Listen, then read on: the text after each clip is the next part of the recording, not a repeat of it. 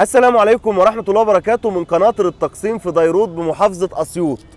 الوصول للمكان اللي احنا فيه سهل جدا، تركب أي حاجة من السيدة عيشة وتيجي لهنا علشان نتكلم مع بعض عن تاريخ وعمارة القناطر الجميلة بتاعتنا اللي عملها الخديوي إسماعيل. الخديوي إسماعيل حكم مصر في سنة 1863 بعد عمه محمد سعيد باشا، وامتدت فترة حكمه حوالي 16 سنة لغاية ما اتعزل في يوم 30 يونيو 79، وحكم بعد منه ابنه الخديوي محمد توفيق باشا. الخديوي إسماعيل اهتم بالزراعة جدا في مشروع النهضة اللي هو عمله في مصر، وكان شايف ان مصر مش هتنهض ولا هتقوم لها قومة الا بالزراعة، لان هو عارف من مصر القديمة ان مصر دولة زراعية. الخديوي إسماعيل عمل اول ما حكم على طول 5 مجالس زراعية، 2 موجودين في الوجه البحري و3 موجودين في مصر الوسطى والصعيد. وبعد ما حكم بسنتين في سنة 1865 أسس ديوان الزراعة علشان يكون من أقدم الدواوين عندنا في مصر اللي هي وزارة الزراعة النهاردة. الخديوي إسماعيل حفر 112 ترعة وعمل 246 قنطرة، من أعظمهم هي القنطرة اللي احنا فيها دي. هو من ضمن مشاريعه برضو إن هو يرمم القديم، بس قنطرة التقسيم في ديروت اللي بيعدها البعض بدون مبالغة، مش علشان احنا واقفين هنا يعني، ان دي من اعظم قناطر الري في العالم. والتقسيم هنعرف ليه دلوقتي، لان هي بتقسم الميه زي ما هنشوف دلوقتي في حوالي 7 اماكن. هي بقى مش معموله على النيل زي عندنا القناطر الخيريه في القليوبيه، لا هي معموله في ترعه الابراهيميه. ان كانت القناطر هي اعظم قناطر الري، ترعه الابراهيميه دي بقى هي اعظم منشآت الري في العالم في العصر الحديث، وكل ده اتعمل يدوي، اتحفر يدوي. ترعه الابراهيميه اللي هي طولها 267 كيلو، بادئه من اسيوط. احنا هنا في الاتجاه ده كده الجنوب، اسيوط هنا في الاتجاه ده ب 60 كيلو من هنا، ففم الترعه بيجيب من النيل من عند اسيوط، ترعه الابراهيميه، ومن اسمها اتسمت على اسم والده ابراهيم باشا. تفضل ماشيه بقى لغايه ما توصل فين؟ لغايه ما توصل في ال 267 كيلو دول بتروي بقى كام مديريه؟ بتروي اسيوط، وبعدها المنيا في الشمال. احنا رايحين بقى، انا اقول لك كده جبل كده بحر زي ما الصعايده بيقولوا، بحري في الشمال. اسيوط، المنيا، بني سويف، وتنتهي عند، في وقتها كانت بتنتهي عند اشمنت في بني سويف. اتزرع بسببها حوالي 2 مليون فدان، وتحولوا بقى من ري الحياض اللي هو الموسمي بعد ما كنا بنزرع الفدان مره واحده في السنه لمرتين وثلاثه، اللي هو الري الدائم بقى اللي هو الري الصيفي، تتزرع طول السنه. جه هو بقى بعد 60 كيلو من فم الترعه دي اللي شارك في حفرها حوالي 100,000 بني ادم. وفي ترعه تانية برضو مشهوره عملها اسماعيل اللي هي ترعه الاسماعيليه، بس دي مرتبطه بقناه السويس اللي هي من شبرا لغايه ما تروح لغايه القناه. ليه التقسيم بقى؟ القناطر اهي، الترعه قلنا جايه من هنا، الميه جايه من هنا، بتمشي بقى ايه، لان هنا كده الصعيد مصر العليا، الجنوب الميه بتمشي، التيار ماشي كده يروح للشمال. هنا بتقسم بقى، دي ترعه الابراهيميه، الميه اللي هتمشي هنا. طب وفي النص هنا دي ترعه الديروتيه اهو. طيب وهنا ده بحر يوسف، بحر يوسف اللي هو برضه بيمشي زي ترعه الابراهيميه، بس ده مش يعني معمول من مصر القديمه.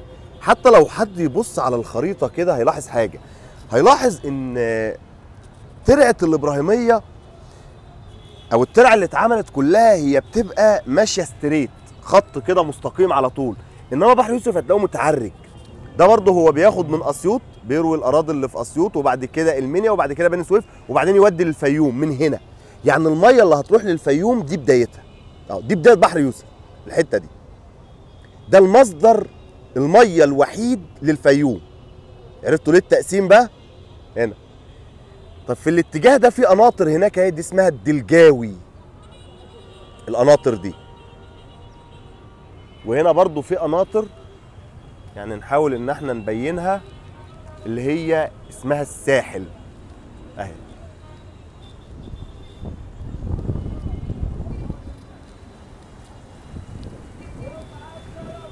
هي ابتدت يعني ورا في اعمال جديده اهي، وهنا قناطر الساحل ورا.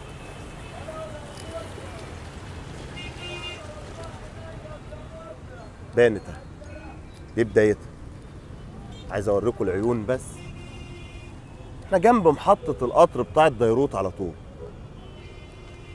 ديروت هي في النص ما بين المنيا، في النص بالظبط ما بين مدينه المنيا ومدينه اسيوط اهي.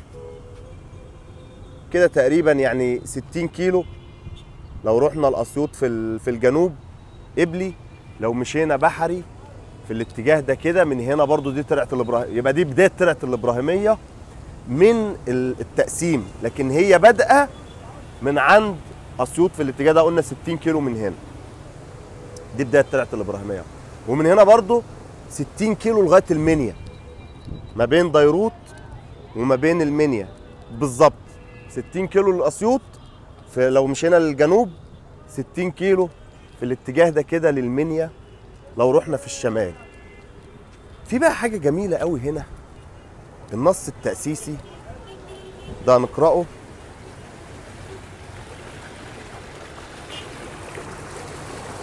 ده قلنا هنا ترعة الديروتية، وهم ترعتين كمان بالمناسبة، يعني بعد ما تمشي هنا المية تتفرع لترعتين، فطالع من حواليها يعني من حواليها او من هنا حوالي 7 ترع، عشان كده قلنا التقسيم. بصوا بقى النص التأسيسي، قناطر التقسيم بديروت على الترعة الإبراهيمية أمر بإنشاء هذه القناطر المغفور له الخديوي إسماعيل باشا بناء على قرار مجلس شورى النواب في سنة 1285 هجري 1869 ميلادي، ودرست مشروعها لجنة برئاسة المهندس علي باشا مبارك ناظر الأشغال. وزارة الأشغال دي اللي هي من أهم الوزارات في مصر، اللي هي النهارده وزارة الموارد المائية والري، وصممها المهندس. دي بقى اللي جميلة قوي، لأن المهندس مصر بالمناسبة بهجت باشا علي واللي عاونه كمان. وأجري العمل فيها بين سنتي 1286 هجري اللي هو 1289 ل 1289 هجري اللي هو 1869 ميلادي ل 1872 ميلادي. خدت حوالي 4 سنين بإشراف المهندس سلامة باشا إبراهيم، ثم المهندس إسماعيل باشا محمد. وأجريت فيها تعديلات بين سنتي 1318 ل 1318 ل 1325 اللي هو 1900 ل 1907. ده عصر عباس حلمي الثاني، وقت خزان أسوان كده. دي بقى الكلمة مش عارف يعني في حرف وقع، في نقطتين كانت هنا، اقتضاها تحويل، مش عارف هي ايه بصراحة، يعني مش اقتضاها ولا تحويل أراضي مصر الوسطى للري المستديم تحت إشراف المهندس إسماعيل باشا صبري. هو مش بس حولها للري المستديم، احنا عندنا في مصر حتى من عصر محمد علي. محمد علي لما استلم أراضي مصر كانت 2 مليون فدان، هو سلمها 4 مليون فدان. دي اللي احنا بنسميها الزيادة الأفقية. في زيادة تانية بقى بنسميها الزيادة الرأسية. إسماعيل زودهم مليون فدان، زود أراضي مصر. ده لو حسبنا برضو الأراضي اللي زادت في عصر سعيد، يعني سعيد وإسماعيل زودوا أراضي مصر حوالي مليون فدان. محمد علي زود أراضي مصر قدها بالظبط، استلمها 2 مليون سلمها 4 مليون. دي بنسميها زيادة أفقية. زيادة رأسية بقى إن بعد ما كان الفدان بيتزرع مرة في السنة بيتزرع مرتين وثلاثة. وعمل هنا بقى في المنطقة دي انتشرت المصانع المتعلقة بالمنتجات الزراعية. يعني يا ريت الكلام ده يحصل النهارده. عشان كده لغايه النهارده احنا بنشوف ليه مصانع قصب السكر كتير هنا في الصعيد. ليه؟